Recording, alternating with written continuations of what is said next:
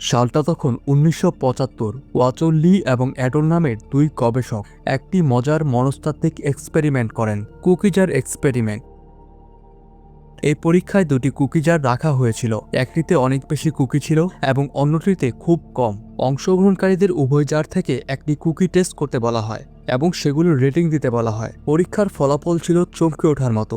বেশিরভাগ মানুষ কুকি দুটির স্বাদে তফাৎ খুঁজে পেয়েছিল।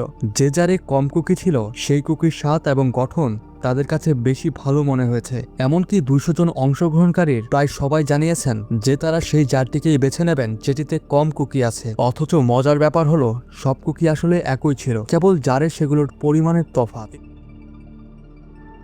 এই পরীক্ষা থেকে মানুষের পছন্দের মনস্তত্ত্ব বোঝা যায়। আমরা প্রায় সেই জিনিসগুলো পছন্দ করি যা সীমিত। মনস্তাত্ত্বিকভাবে আমরা সেভাবেই তৈরি। দুর্লভতা আমাদের সবচেয়ে বেশি আকর্ষণ করে, বিপরীতে সহজলভ্যতা আমাদের কাছে একঘেয়ে মনে হয়। কোনো জিনিসের অতিরিক্ত উপস্থিতি সেই জিনিসের দাম কমিয়ে দেয়। এটি কেবল জিনিসের ক্ষেত্রেই নয়, বরং মানুষের ক্ষেত্রেও সত্য। কৌতূহল জাদুকরী কিছু তৈরি করতে পারে এবং জ্ঞান তা ধ্বংস করে দেয়। কোনো জিনিস ততক্ষণই বিশেষ যতক্ষণ আপনি সেটি সম্পর্কে পুরোপুরি না জানেন। যাকে যত বেশি দেখা যায় তাকে ততটাই সাধারণ মনে হয়। বন্ধুত্ব হোক কিংবা ভালোবাসা, আপনি ছেড়ে যাওয়ার জন্য প্রস্তুত থাকা উচিত, নতুবা যে অসহায় তার গুরুত্ব কেউ কেনই বা দিতে চাইবে। ইতিহাস থেকে একটি উদাহরণ দেখা যাক। খ্রিস্টপূর্ব 8ম শতাব্দীতে মেদিস দেশে বিদ্রোহের পর সেটি স্বাধীন হয়। লোকেরা ঠিক করে যে তারা কোনো একনায়কতন্ত্র বা রাজতন্ত্র চায় না, কিন্তু মানুষের স্বভাব হলো তারা ভাবে তারা জানে তারা কি চায়, কিন্তু আসলে সেটি একটি বিভ্রম। আমাদের আসলে একজন প্রতিনিধির প্রয়োজন যে আমাদের পথ দেখাবে। মেদিস দেশের ক্ষেত্রেও তাই হলো। প্রতিনিধি ছাড়া পুরো দেশ বিশৃঙ্খল হয়ে পড়ল। সেই দেশের একটি গ্রামে ডায়োসিস নামের এক ব্যক্তি ছিলেন। তিনি মানুষের বিবাদ মেটানোর কাজ করেন।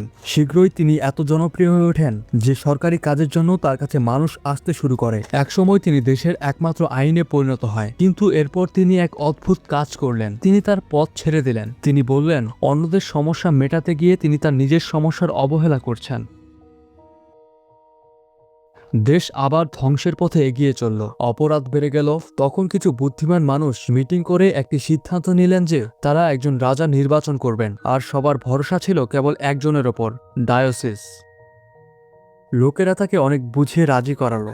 ডায়োসিস শর্ত সাপেক্ষে রাজি হলেন। তিনি নিজের জন্য একটি বিশাল সুরক্ষিত প্রসাদের দাবি জানালেন। রাজা হওয়ার পর ডায়োসিস নিজেকে সাধারণ মানুষের ধরাছোঁয়ার বাইরে রাখলেন। কেউ তার সাথে দেখা করতে পারত না। রাজদরবারের লোকেরা সপ্তাহে মাত্র একবার তাকে দেখতে পেত। তার এই দুষ্প্রাপ্যতা তাকে সাধারণ মানুষের কাছে পূজনীয় করে তুলল। তিনি 53 বছর রাজত্ব করেন এবং পার্সিয়ান এম্পায়ারের ভিত্তি স্থাপন করেন। মানুষ তাকে সাধারণ মানুষ নয়, বরং দেবতার সন্তান ভাবতে শুরু করল। ডায়োসিস বুঝতে পেরেছিলেন যে দুর্লভতা ও উপস্থিতির মধ্যে পার্থক্য কি। তিনি প্রথমে নিজের প্রয়োজনীয়তা তৈরি করলেন এবং পরে নিজেকে সরিয়ে নিয়ে নিজের গুরুত্ব প্রমাণ করলেন। মানুষ কোনো জিনিসের গুরুত্ব তখনই বোঝে যখন সেটি তাদের কাছ থেকে হারিয়ে যায়। এছাড়া তিনি নিজেকে দূরে সরিয়ে রেখেছিলেন মানুষের হিংসা এড়াতে। যখন আমরা দেখি কেউ আমাদের স্বপ্নের জীবনযাপন করছে, তখন আমরা তাদের অনুকরণ করতে চাই, কিন্তু যখন বুঝি আমরা তাদের মতো হতে পারবো না, তখন আমরা তাদের ঘৃণা করতে শুরু করি। কুকি জার এক্সপেরিমেন্ট প্রমাণ করে যে আমরা সেই জিনিসগুলোর কদর করি যা খুব কম। এটি ভালোবাসার ক্ষেত্রেও প্রযোজ্য। কোনো মানুষের অতিরিক্ত উপস্থিতি তার দাম কমিয়ে দেয়। যদি কেউ সবসময় আমাদের জন্য সহজলভ্য থাকে, তবে তার গুরুত্ব আমাদের কাছে থাকে না। যত্ন বা মনোযোগ শুরুতে ভালো লাগলেও আপনার পার্টনারের কাছে যদি এর বাইরে আর কিছু দেওয়ার না থাকে, তবে আপনি শীঘ্রই বোর হয়ে যাবেন। অভ্যেস কখনো আকর্ষণীয় হতে পারে না। যদি আপনার পার্টনার বুঝতে পারে যে আপনি সবসময় থাকবেন, তবে সে হয়তো আপনার কদর করা কমিয়ে দেবে।